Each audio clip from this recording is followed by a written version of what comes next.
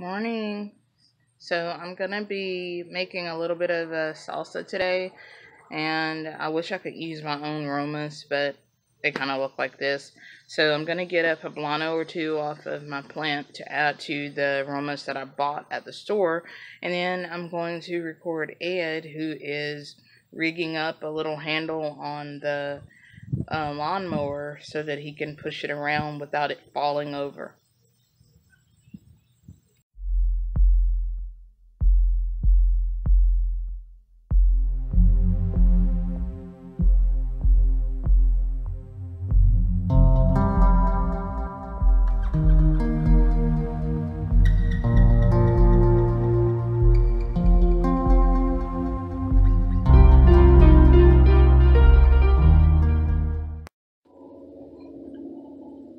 This squash plant, the only reason I'm even keeping it around is because it's serving as that thing that the Romans are famous for the bees.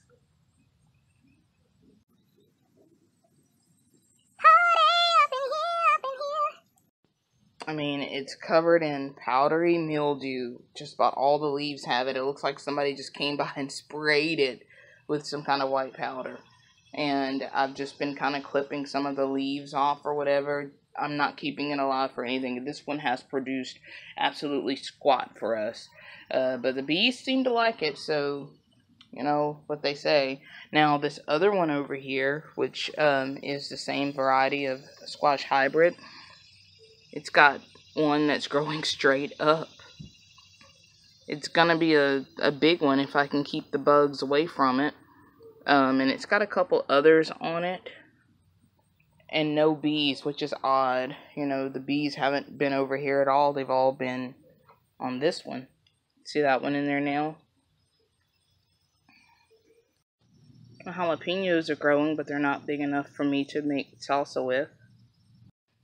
This poblano isn't really big enough to make a little spice with. I might just get some of the jalapenos that I already had canned and use them in my salsa.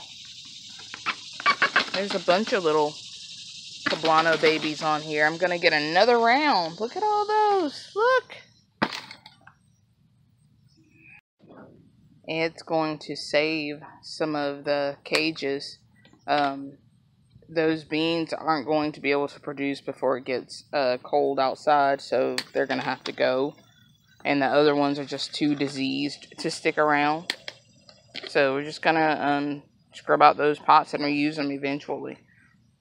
Don't get dirty, Ed.